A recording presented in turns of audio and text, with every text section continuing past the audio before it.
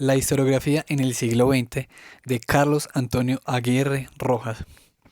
Bueno, el autor nos dice que en diversos lugares la historiografía ha sido descriptiva, es decir, la historia de la historiografía ha sido positivista, al limitarse a enumerar lo que se ha escrito y a describirlo.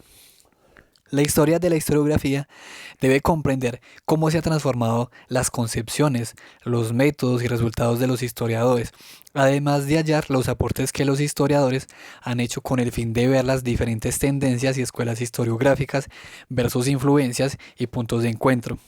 Debe además tener en cuenta los cambios del autor en su pensamiento y obras que fueron importantes decenas de años después de escritas. Tener en cuenta también los autores excepcionales que no siguieron la tendencia y que en algunos casos pudieron haber fundado un nuevo pensamiento. Nos habla también del inicio de la modernidad. Dice que Braudel en el siglo XVI dice que es un largo siglo. Para él el siglo XVI va de 1450 a 1650, ya que ahí la manufactura capitalista se difunde y el modo de producción. Nos dice que el principio del valor capitalista, la búsqueda por acumular capital, la universalización de esto, trae por vez primera una historia homogénea, universal, dejando atrás los particularismos regionales. Las sociedades precapitalistas son sociedades de la escasez. El capitalismo presupone haber pasado la autosuficiencia y generar excedente. La sociedad burguesa, según Marx, es la primera en que el elemento social domina el natural. La ciudad prevalece sobre el campo.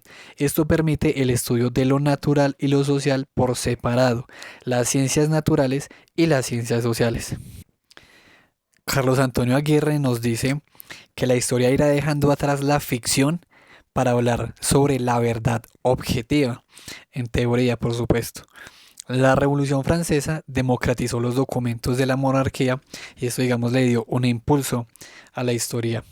El marxismo es la crítica al discurso positivista y en la historia también cumple un rol crítico, ya que la historia se ha estado especializando, lo cual puede dejar atrás la universalización en los últimos tiempos.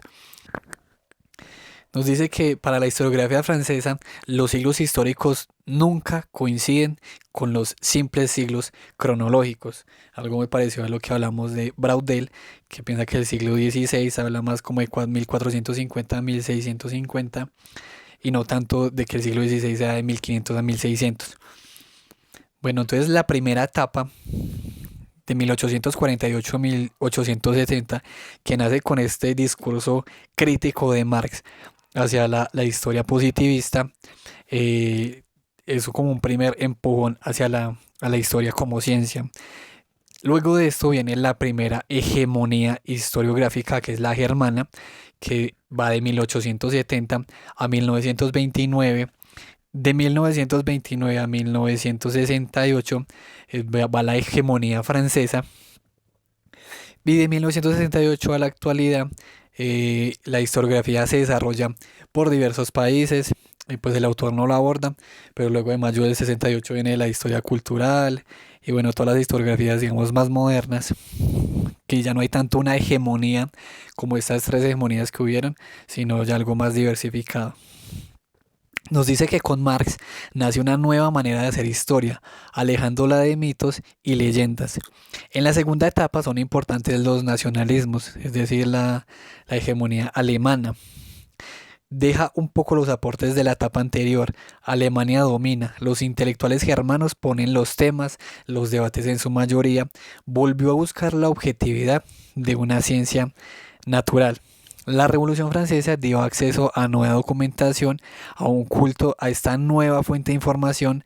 La etapa alemana dejó de lado la interpretación, la explicación, la crítica a la fuente, pero la francesa, digamos que va a tomar esto. Los historiadores positivistas rechazaban estudiar el presente, pues la neutralidad se vería afectada. Cita, la historia se hace solo con textos y un historiador serio jamás se atrevería a afirmar aquello que no pueda respaldar con un documento escrito. Fin de la cita. La tercera etapa es la francesa, 1929 al 68. Los anales dejan atrás a Alemania, el dominio pasa a ellos, se deja de concentrar en las grandes personas para estudiar todos los hechos, buscar nuevas fuentes, escritas y no escritas, dejar de describir para interpretar y problematizar la historia. Una historia que no persigue una objetividad absoluta, imposible de conseguir, una historia que arroja una verdad relativa que puede ser sometida a crítica y profundización. Abro cita.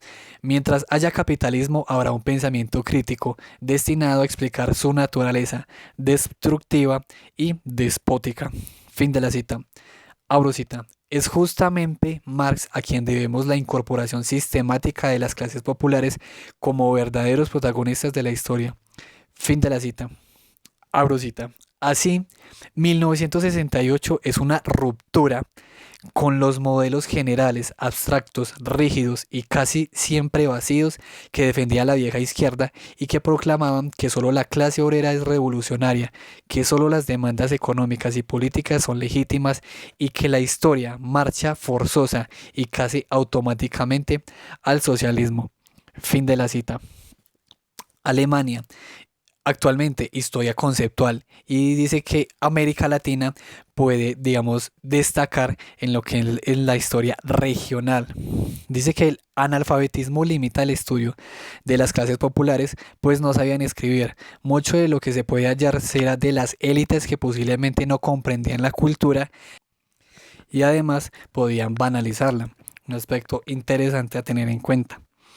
¿Cómo explicar un fenómeno de los últimos 5 siglos? Hay que ir hacia una unidisciplinariedad donde diferentes ciencias sociales sean una y haya una sola epistemología.